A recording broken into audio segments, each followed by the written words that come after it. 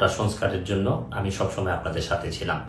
এখন যে কাঠামোগত সংস্কার আপনারা চাচ্ছেন, বহু বছর আগে থেকেই কাজ করে যাচ্ছি। আমার যারা ফলোয়ার আছেন, যারা আমাকে নিয়ে প্রত্যাশা করেছেন, সবার কাছে আমি দুঃখ প্রকাশ করতেছি। শুরু করিতেছি মহান আল্লাহর নামে, যিনি পরম করুণাময় এবং অত্যন্ত দয়ালু।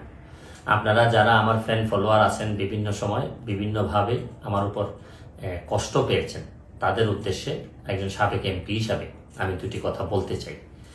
আমি আপনাদের এই সংস্কার, কোটা সংস্কার যে আন্দোলন, এই আন্দোলনে বা বৈষম্য বিরোধী ছাত্র আন্দোলন, এই আন্দোলনে কোটা সংস্কারের জন্য আমি সবসময় আপনাদের সাথে ছিলাম এবং এটাতে যারা আহত নিহত হয়েছেন তাদের পক্ষেও, এই বিচারের পক্ষেও আমি ছিলাম।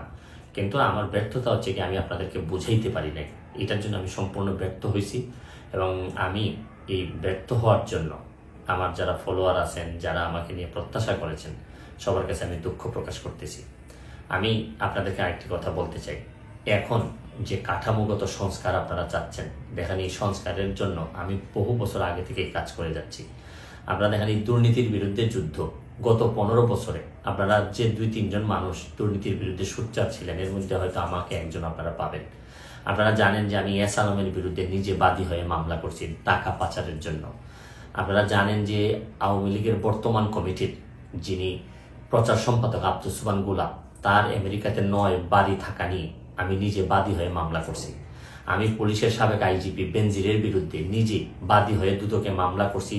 মহান সংসদে আমি তার বিরুদ্ধে বক্তব্য দিছি। মতিউর যে কর কমিশনার মতিউরের বিরুদ্ধে আমি মামলা করছি। আমি সালাম মুর্শিদির বাড়ির নিয়ে মামলা করছি। আমি সালাউদ্দিন, কাজী সালাউদ্দিন যে ফুটবলের দুর্নীতি নিয়ে আমি কথা বলছি। ওসি মুয়াজ্জেমের বিরুদ্ধে আমি নিজে মামলা করছি, করে তার 8 বছরের সাজা হয়েছে ডিজিটাল নিরাপত্তা আইনে। আপনারা জানেন যে জীবনে যত ঝুঁকি ছিল, আপনারা জানেন যে এই কোটা আন্দোলন শুরু হওয়ার 2 সপ্তাহ আগে আমি প্রেস কনফারেন্স করে বলতে বাধ্য হয়েছি, আমি জিডি করছি যে আমার জীবনের উপর হুমকি আছে এইসব দুর্নীতির বিরুদ্ধে প্রতিবাদ করতে গিয়ে। সুতরাং আমি এই যুদ্ধে সবসময় চেষ্টা করছি। এখন আপনারা যারা যে যুদ্ধ শুরু করছেন, ছাত্র জনতার নেতৃত্বে যে যুদ্ধ, এই যুদ্ধে আমি মনে করি যে দুর্নীতির বিরুদ্ধে যুদ্ধ, এই যুদ্ধে আমি আপনাদের সবসময় আমি আপনাদেরকে দোয়া করি যে আমি যতদিন আসি চেষ্টা করে যাব দুর্নীতির বিরুদ্ধে এই যে যুদ্ধ, এই যুদ্ধে সবসময় শরীর থাকার আমার জায়গা থেকে আমি চেষ্টা করব। এই বলে আজকের মতো বিদায় নিচ্ছি। ভালো থাকুক আমার বাংলাদেশ, ভালো থাকুন সবাই। ধন্যবাদ।